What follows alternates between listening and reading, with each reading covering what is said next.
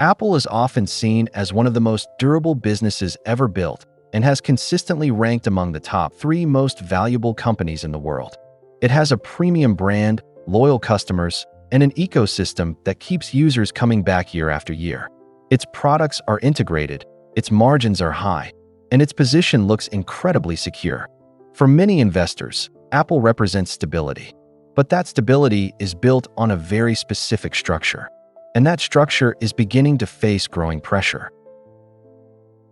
Apple's business is built around integration.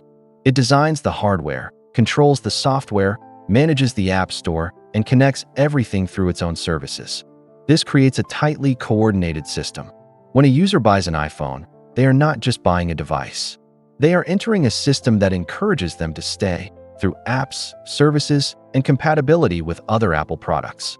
Over time, this system generates repeat purchases and recurring revenue. But this structure also creates exposure. Because Apple's system is tightly integrated, disruptions in one area can have ripple effects across the entire ecosystem. Apple's long-term risk is not a single event, but the gradual weakening of the system that supports its ecosystem. The first pressure point is regulation. Apple's control over the App Store has been a central part of its model.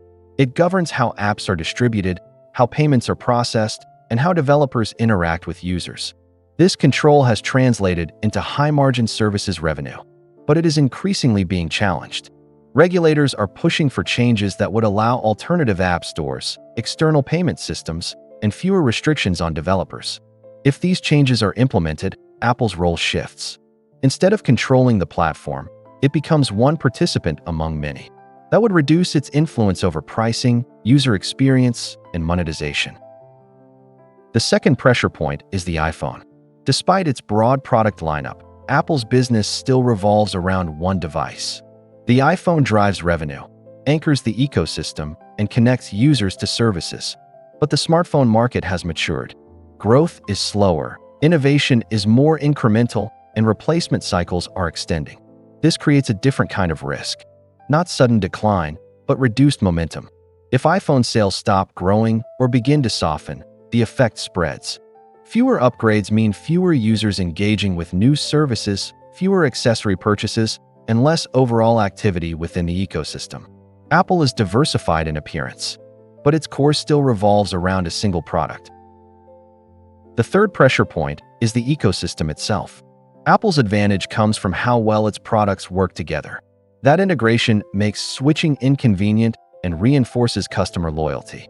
But that advantage depends on two assumptions: that switching remains difficult, and that Apple's ecosystem remains meaningfully better. Both are being challenged. Regulation may require greater compatibility between platforms. At the same time, cloud-based services and cross-platform apps reduce reliance on any single ecosystem. Competitors are also improving their own integration. As the gap narrows, the cost of leaving Apple decreases.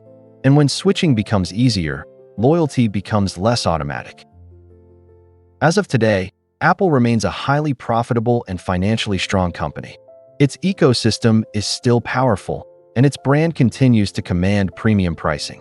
But the factors that made this system so effective are beginning to evolve. Apple's strength comes from control, integration, and consistency. But those same qualities can also create vulnerability. Because when a business depends on a tightly managed system, even gradual changes can have broad effects. The question is not whether Apple is strong today. It is whether the structure behind that strength will remain as effective in the future.